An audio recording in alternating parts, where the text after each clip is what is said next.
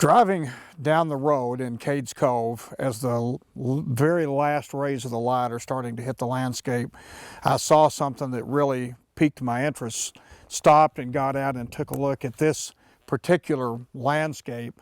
We've got some tall grasses in the foreground. We've got a line of trees that are backlit, and then in the distance we have mountains that you can see the folds in them because of the atmospheric haze. Now I'm going to make a series of photographs. First, I'm going to shoot the overall scene, which you should always do, and then I'm going to start to do what's called extraction, which is move in and shoot different parts of the scene. I'm going to demonstrate that. It's very simple. I've got everything set up. Right now I don't have any flare in the lens, so I'm going to shoot a couple of frames there. I'm now going to zoom in a little and tighten things up, shoot another couple of frames of that.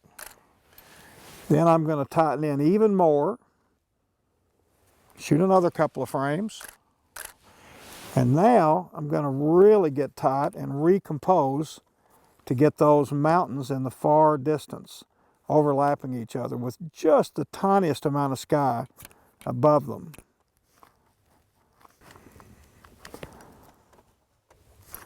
Let's see if I can get a focal point out there.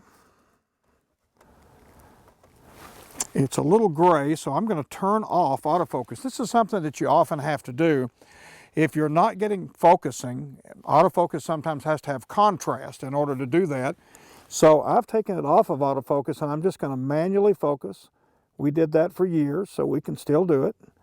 Now, I'll recompose just a little and shoot another couple of shots.